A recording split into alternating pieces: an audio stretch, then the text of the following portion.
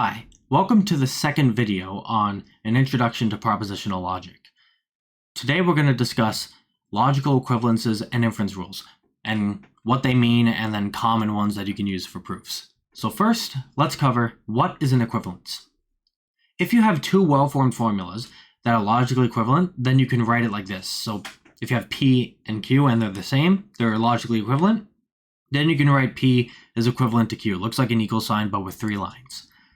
If P and Q are logically equivalent, if they're equivalent, that means that P, if and only if Q, the biconditional operator, is always true for all cases. If you remember from the previous video, this is also called a tautology, when an expression is true for all cases. If you forgot these definitions, it might be a good idea to check out the previous video. And so that's why you can also think of the biconditional operator as an equivalence operator, because if you remember the truth table, it's only true when both P and Q are the same. So if P and Q are false, then it's true, and if P and Q are true, then it's also true. Now, in the next few slides, in the next many slides, we're going to define numerous equivalences that are common to use for proofs. The labels and the names may change depending on what course you're taking, but the names that I gave them are the typical names that you'll find online. And with each equivalence that I'm listing, I will also have a truth table to show that they are logically equivalent. So the first one is law of contradiction. So if I have P and not P, that's logically equivalent to false. This is also called the negation law. So if I'm saying, let's say I flip a coin, and I say that coin landed on heads, and it didn't land on heads. Well, that makes no sense, because how can it both land on heads and not land on heads? That makes no sense, and thus it's false. And this is true for any expression, no matter what P is. Next is the law of excluded middle. Also, by the way, I'll be moving on pretty quickly through each slide, so if you'd like to pause to check out the truth table, then feel free to do so. Next is the law of excluded middle, and that is kind of the opposite. It's also called the negation law. So if I have P or not P, no matter what P is, it's always going to be true. So if I'm saying, so I flip a coin, and I say it landed on heads or it didn't land on heads. No matter what, that's always true. If it landed on heads or it didn't, I haven't said anything false. I said something that's true. If I'm saying it's raining outside or it's not, that's always going to be true, regardless of if it's raining outside. And so this is true for any expression.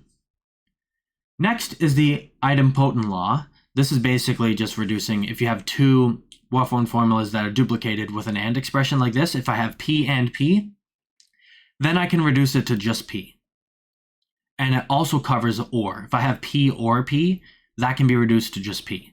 It's logically equivalent to just P. Then there's the identity law, which basically, remember, for and, it requires all variables to be true in order to be true. If you know that one of the variables is absolutely true, then it can be reduced. So if I have P and true, then all I need to consider is P. And that's visible in the truth table, where if I have P and true, well, if P is false, then this expression is going to be false. So it doesn't matter what true is. It's true, so it doesn't matter. And the same is true for or expressions and false, because or requires at least one variable to be true. If you know one is absolutely false, then it can be reduced out and you only have to think about P. Then you have the domination law. The domination law, so this is kind of the inverse of the identity laws. So as we remember, P and true is P. However, if we have one variable in an and expression that's false, that makes the entire expression false. And similar for or, if I have one variable that's true, that makes the entire expression true, because or just needs one variable to be true. Then we have commutative law. Oops. This basically means that two propositions that are in an and expression, it's unaltered regardless of the order. So if I change the order, if I make it P and Q and then I change it to Q and P, that doesn't change the logic. They are logically equivalent. And the same is true for or. So commutative law covers both and or. Next, we have associative law. So now that we're getting more variables, the truth tables are getting a little bit bigger. But basically, what it means is if you have 3 variables in an AND expression, rearranging the parentheses won't impact the results. It'll all be logically equivalent. Associative law also covers OR expressions. Now, what if you have one that's OR and then the other one that's AND? Well, then you get distributive law. So if I have AND on the outside and OR on the inside, that's logically equivalent to this. So if I have P and Q or R, that's logically equivalent to P and Q or P and R. You can think of it almost like mathematics. If I have 5 times and then 2 plus 3, that's also the same as 5 times 2 plus 5 times 3. And you can obviously get a calculator out and that will be true. And of course, distributive law applies in the opposite direction. So if OR is on the outside and AND is on the inside, that's also covered by distributive law. Then you have double negation law, which is basically, it's the same as mathematics. If I have negative, negative 1, I have 1. Because a double negative cancels itself out. So if I have not P, then I just have P. A similar kind of concept with the not expression, we have De Morgan's law. So if I have P and Q and I negate it, similar to distributive law, you can distribute the negative inside, but you have to flip the expression. So this is and this is or. And you can think, if I have I am not walking and listening to music, let's say. If I am not walking and listening to music, that's the same as I am not walking or I am not listening to music. And the exact same is true for the opposite. So if you have or, and that turns to and. They're both covered by De Morgan's law. And then next we have an interesting one. We have absorption law. Absorption law. A little tongue twister, I guess. If you have P and then P or Q, that's logically equivalent to P. Because you have P, you have double P like this. You can logically reduce that to P. This is absorption law, and it can be very useful for proofs sometimes, for simplifying things. And of course, the exact same is true in the opposite. If I have P or P and Q, that's logically the same as P. And next, we just have the definition of implication. So remember, P implies Q is true whenever the result is true, so Q is true, or the premise is false. If the premise is false, then the expression is true. If the result is true, the expression is true. The only time when it returns false is when the premise is true, but the result is false.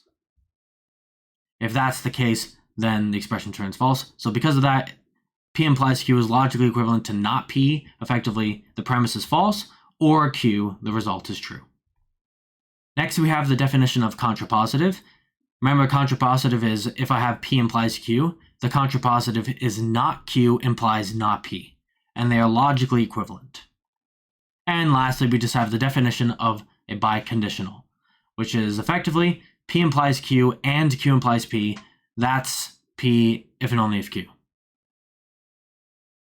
And so yeah, so those are all the equivalence rules. Don't worry, there will be a summary sheet at the end. Now we're going to go over inference rules. So recall, an equivalence shows that 2 statements are logically equivalent with a biconditional operator. So we saw that throughout the truth tables, I used a biconditional operator because, as we remember, it covers both directions. You can swap them out no matter what order you're in because they're logically equivalent. So I can swap this out for P if and only if Q, and I can swap P if and only if Q with this expression. I can do it both ways.